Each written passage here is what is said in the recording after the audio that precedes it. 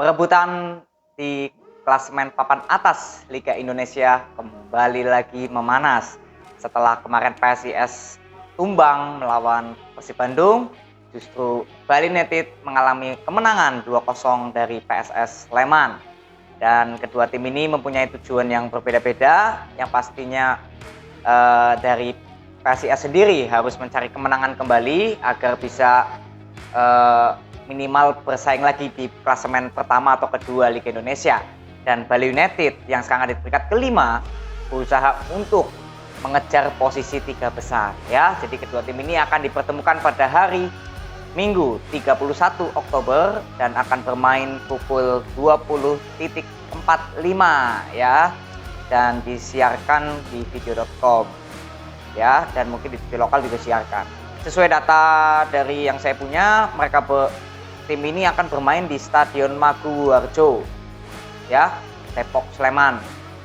Jadi bermain jam 8.45 ya, kalian harus nonton nih karena cukup seru juga ya. PSIS harus kembali mengejar kemenangan dan Bali United juga mengincar 3 besar ya.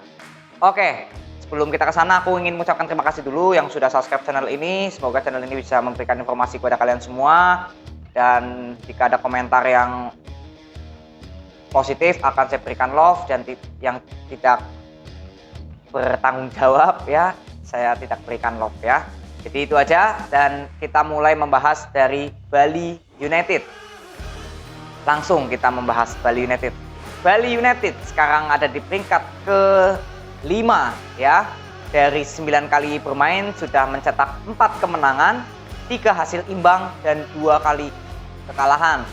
Dari 9 pertandingan berhasil mencetak 13 gol dan kemasukan 10. Jadi agregat golnya plus 3 dan poinnya 15. Oke, dari Bali United kita berbicara masalah lini depannya dulu. Dari 9 kali bermain berhasil mencetak 13 gol.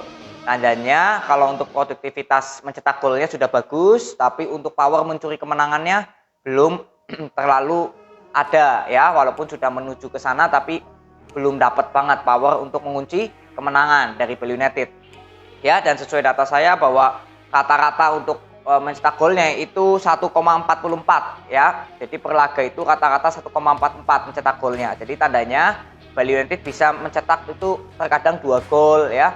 Dan kalau saya lihat kemungkinan 3 gol itu jarang ya. Kalau Bali United kita lihat kemenangannya 3-0 jarang. Rata-rata 1-2 1-2 seperti itu ya. Tapi lebih banyaknya rata-ratanya 1 gol per laga ya.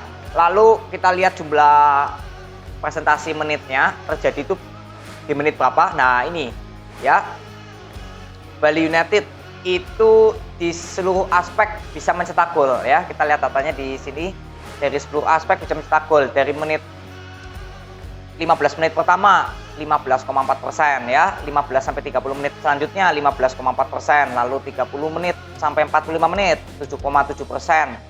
Dan yang paling banyak memang di menit 75 sampai 90 ya. Kita lompati saja langsung 30,8%. Itu rata-rata mencetak golnya justru di menit-menit krusial atau akhir ya. Dan presentasi kedua yang tertinggi di menit 45 sampai 60 ya. Tapi kalau kita lihat dari data ini ya, yang perlu disoroti bahwa semua aspek waktu itu Bali United bisa mencetak gol ya. Jadi cukup menarik ya Bali United di seluruh aspek, walaupun banyaknya di menit 75 sampai 90 ya. Itu. Lalu kita lihat lagi jumlah kemasukannya itu sudah mencapai 10 ya. Berarti kalau di rata-rata sudah pasti kemasukan 1 ya. Berarti pertahanan dari Bali United cukup tidak baik ya, karena kalau di rata-rata itu 1,12% kemasukannya udah mencapai 1 ya. Dan ini lini pertahanan Bali United berarti masih dikatakan belum cukup bagus ya pertahanannya. Kalau lini depannya sudah cukup standar aja untuk mencetak gol, tapi untuk mengunci power kemenangan belum terlalu ada banget. Makanya hasil dari Bali United ini ya 3 kali imbang, 2 kali kalah ya. Itu karena apa kesimpulannya? Ya lini depannya kurang power mencetak kemenangan dan lini belakangnya tidak cukup baik. Jadi nggak jauh-jauh dari hasil tersebut ya. Langsung kita lihat di 3 match pertandingan terakhir Bali United bagaimana. Bali United itu di pertandingan kemarin ya, lawan PSS Sleman menang 2-0, lalu lawan Bayangkara kalah 1-2, lalu lawan PSM kalah 1-2. Ya, dari 3 pertandingan terakhir Bali United hanya mampu mencetak 1 kemenangan dan sisanya 2 kekalahan. Ya, dari 3 pertandingan terakhir Bali United berhasil mencetak 4 gol ya. Dan kemasukannya juga 4 ya. Jadi boleh dibilang kalau lini depannya ya dan lini belakangnya lah ya, itu nggak jauh beda seperti data 9 match secara keseluruhan tadi. Jadi sama-sama belum di 3 match terakhir ternyata Bali United belum ada perubahan untuk masalah mencetak golnya. Tapi kalau lihat lini bertahannya nih sudah cukup apa ya, boleh dibilang ya masih sama lah, walaupun kemarin menangnya clean sheet lawan PSS Sleman ya, tapi kita tahu PSS Sleman sekarang ada di peringkat ke-15 ya.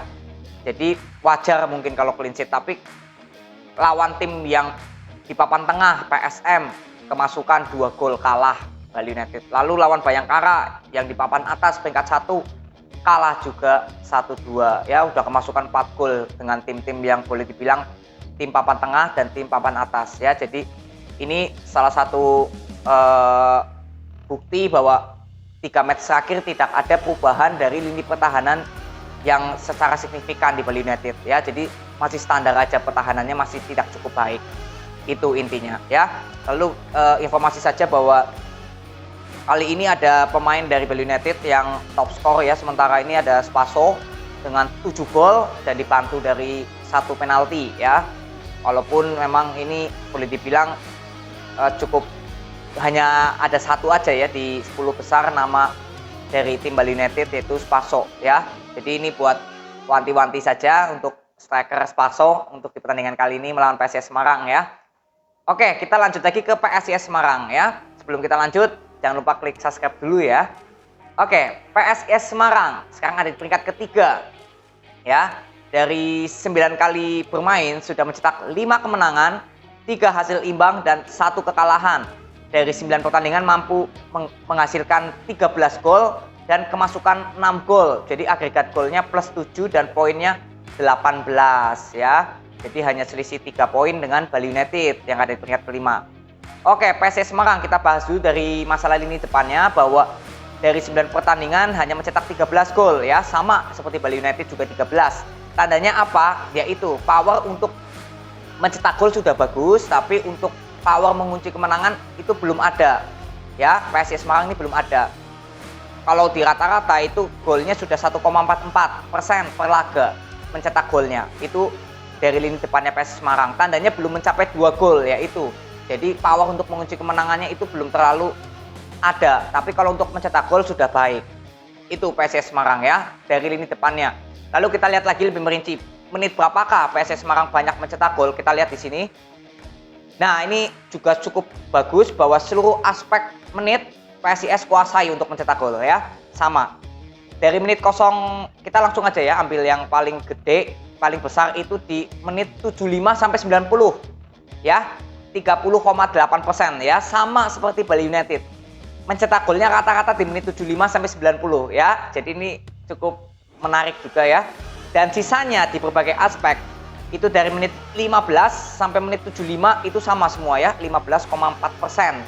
Dan di menit 0 sampai 15 atau pertandingan di awal-awal waktu ya, itu 7,7% ya. Jadi segala aspek PSIS bisa mencetak gol dari segala aspek menit ya. Itu menarik ya, dan Bali United pun juga sama. Jadi cukup berimbang nih ya, kita bisa simpulkan dari masalah itu dulu. Lalu lini belakangnya bagaimana? Dari 9 pertandingan kemasukan 6 gol. Jadi kalau di rata-rata itu 0,69% kemasukannya per laga. Tandanya belum mencapai 1. Jadi PSIS Semarang sangat baik di lini pertahanan ya, walaupun sudah mencetak kebobolan 6, tapi masih 0,69%, tandanya masih bagus lah pertahanan PSIS Semarang yang nggak dimiliki oleh Bali United. Nah, ini perbedaannya ya, kita sambil sedikit-sedikit menyimpulkan. Jadi PSIS Semarang di pertahanannya sudah cukup bagus ya. Lalu kita lihat lagi lebih mendalam bagaimana PSIS Semarang di 3 match terakhir. Kita lihat PSIS Semarang 3 match terakhir, kemarin kalah 0-1 dari Persib, lalu sebelumnya menang 1-0 atas Barito Putra, Dan sebelumnya lagi PSIS Semarang menang 3-0 atas Persik Kediri. Dari 3 match terakhir, PSIS Semarang berhasil mencetak 4 gol dan kebobolan 1, yaitu lawan Persib ya. Dan dari 3 match ini berhasil mencetak 2 kemenangan dan 1 kekalahan kemarin lawan Persib ya. Oke, ini nggak jauh beda bahwa kita bisa simpulkan bahwa lini depan dari PSIS Semarang dari 3 match terakhir hanya mampu mencetak 4 gol ya. Jadi di rata-rata memang sudah mencapai 1.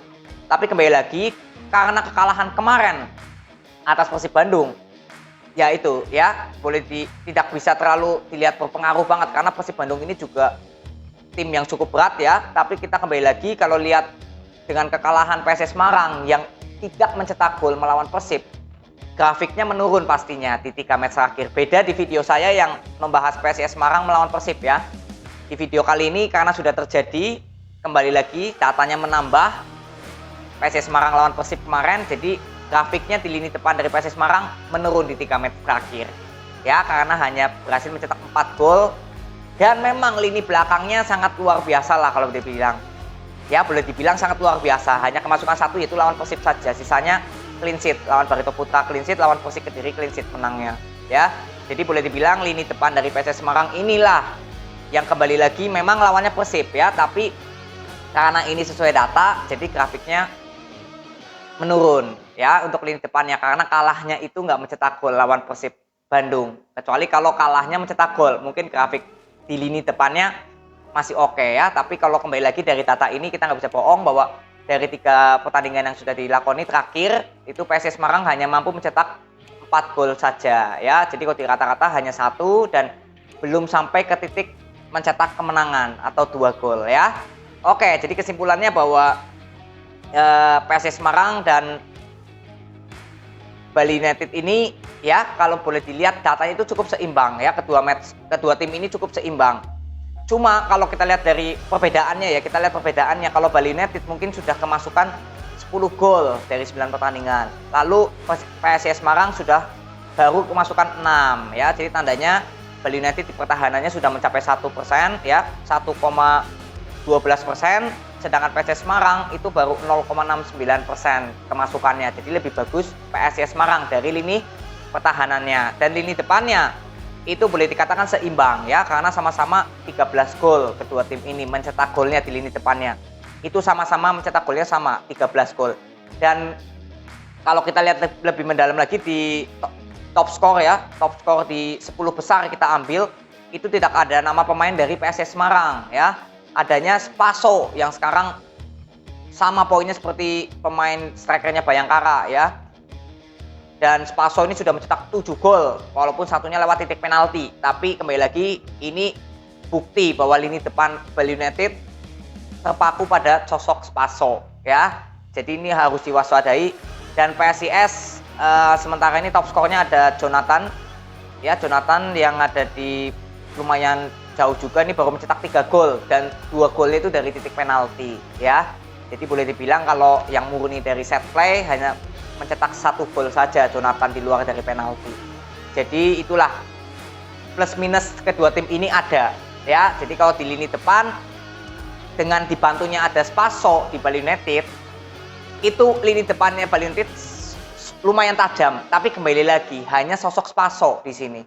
Kalau PSIS Semarang memang tidak ada top skor di 10 besar Liga Indonesia ini, tapi rata-rata golnya merata. Jadi semua pemain bisa mencetak gol. Kalau di Bali United, ya ini Spaso. Jadi logikanya lah ya, kalau dipikir-pikir Spaso bisa di backup ya secara ketat, dijaga gitu ya oleh pemain dari PSIS Semarang ya. Karena lini depannya Bali United hanya terpaku pada Spaso ya, terbukti 7 gol dari 13 gol yang dicetak oleh Bali United. Jadi 7-nya itu sudah dicetak oleh Spaso. Sedangkan PSIS Semarang secara keseluruhan pemainnya sudah mencetak gol ya, terutama dari Jonathan yang sudah mencetak 3 gol ya. Lalu kita lihat lagi ada Nur Yulianto juga 3 gol ya dari PSIS Semarang. Jadi ada 2 pemain yang sudah mencetak 3 gol. Tapi kalau Nur Yulianto ini cukup bagus karena 3 gol tanpa melewati titik penalti, artinya lewat set play ya, cukup bagus juga. Lalu yang kita lihat lagi PSIS Semarang siapa lagi? Ada nama siapa lagi nih? Waduh, ini Sisanya kayaknya Ado 1 gol, Ardiansah 1 gol. Ya, sisanya itu aja 1 gol ya. Jadi hanya ada 2 nama di PSIS Semarang, yaitu Nur Yulianto dan Jonathan. 3 gol jumlah nyetak golnya, top skornya di PSIS Semarang ya. Kalau di Bali United jelas Spaso ya. Dan inilah salah satu plus minus yang dimiliki oleh kedua tim dari masalah lini depan. Kalau lini belakangnya saya kira sudah cukup bagus di PSIS Semarang ya, karena rata-rata PSIS Semarang hanya kemasukan tuh 0,69 ya. Sedangkan Bali United yang tadi saya sudah katakan sudah mencapai 1,12. Jadi lini belakangnya lebih bagus di PSIS Semarang. Ya, lalu bagaimana kesimpulan kalian untuk masalah data ini? Ya kalau sesuai data ini, kedua tim itu di prediksi pertama saya itu berimbang. Kenapa nggak mengunggulkan PSIS? Kenapa nggak mengunggulkan Bali United?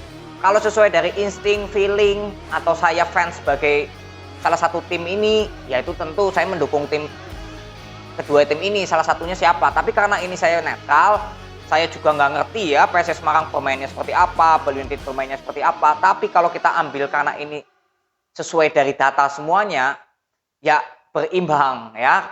Jadi untuk masalah lini depannya sudah sama-sama seimbang. Lini belakangnya memang PSIS Semarang lebih diunggulkan di lini belakang. Tapi ya bagaimanapun juga dengan lini depannya Bali United yang dimiliki oleh Spaso ini, dengan ketemu PSIS Semarang yang lini bertahannya bagus, ya itulah plus ketemu minus gitu ibaratnya. Ya sama-sama jadi bagus gitulah intinya. Jadi seimbang sebenarnya pertandingan kali ini. Di prediksi pertama saya seimbang. Ya, dengan skornya berapa. Nah, ini yang saya katakan bahwa kedua tim ini itu nggak punya konsistensi mencetak gol. Kedua tim ini ya. Jadi kadang bisa mencetak masing-masing tim ya, itu bisa mencetak 1 gol, 2 gol, kadang nggak bisa, jarang melebihi 3 gol lah. Jadi kalau kita ambil untuk masalah gol dari prediksi pertama saya, jika hasil seimbang ya di prediksi tertinggi sesuai data ini, itu kemungkinan antara 0-0 atau 1 sama. Ya, kalau 2 sama bisa, tapi tandanya di luar dari data saya. Ya, jadi itu bisa terjadi bisa. Tapi kalau dari data ini itu skornya nggak jauh-jauh dari 0-0 atau 1 sama imbangnya. Ya, lalu di prediksi kedua dan ketiga, karena saya sudah nggak mau banyak berkomentar lagi masalah ini karena saya dinilai seperti membela, sebenarnya enggak ya. Tapi kalau di prediksi kedua dan prediksi ketiga saya serahkan kepada kalian semua. Saya nggak mau bereksperimen atau mengatakan bahwa sesuai data ini atau head to headnya atau inilah diunggulkan mana nih PSIS atau Bali United. Itu kalian aja yang simpulkan. Saya hanya simpulkan bahwa prediksi sesuai data ini hasilnya akan imbang dengan skor yang kemungkinan 0-0 atau 1 sama. Jadi kalau salah satu tim ini ada yang menang antara PSIS atau Bali United, ya itu bisa dan itu sangat bisa terjadi ya, karena kembali lagi ini dari data itu imbang. Tapi kalau di lapangan ternyata ada beberapa hal, ya itu yang dimana antara PSIS atau Bali United yang bisa menang, ya kalian simpulkan sendiri. Presentasinya berapa kalian simpulkan sendiri. Tapi kalau dari data ini saya katakan kesimpulannya adalah berimbang dengan skor yang kemungkinan 0-0 atau 1 sama. Dan jika salah satu tim ini nanti ada yang menang, itu skornya nggak melebihi dari antara 1-0 atau 2-1. Jadi nggak melebihi dari 3 gol kalau saya lihat dari statistik kedua tim ini. Jadi nggak melebihi 3 gol jika salah satu timnya ada yang menang, antara PSIS Semarang atau Bali United. Ya, jadi kesimpulannya dari data ini hasilnya akan berimbang dengan skor antara 0-0 atau mungkin 1 sama. Ya, dan sisanya prediksi kedua dan ketiga saya nggak buat. Jadi kalian yang silakan banyak-banyakin aja di komentar yang paling kuat siapa, apakah PSIS Semarang yang akan menang atau Bali United yang akan menang ya. Jadi kalian komentar aja yang positif silahkan, tapi kalau dari data ini tetap imbang ya. Itu aja yang aku pengen berikan kepada kalian, dan prediksi ini semuanya di luar dari kartu merah dan penalti ya. Jadi kalau ada kartu penalti sudah nggak berlaku prediksi ini, dan kalau penalti jangan dihitung golnya, hasil akhirnya dikurangin dari hasil penaltinya. Ya, dan kalian juga harus nonton pertandingannya secara langsung, karena bagaimanapun juga nonton pertandingannya secara langsung itu lebih mudah kalian memprediksi apakah hasilnya akan berimbang sesuai data atau justru PSIS dan Bali United yang bisa memenangkan pertandingan di besok minggu ini. Ya, jadi itu aja yang aku mau berikan kepada kalian, dan kembali lagi ini bermain pada hari Minggu 31 Oktober, bermain jam 8.45 malam di Stadion Maguworejo Sleman Yogyakarta ya. Jadi itu aja, thank you yang sudah nonton. Jangan lupa berikan like jika kalian suka dan dislike saja kalian jika tidak suka, dan berikan komentar sebanyak-banyaknya siapa yang paling kuat, PSIS atau Bali United jika di luar dari prediksi pertama saya imbang ya. Itu aja, thank you dan see you.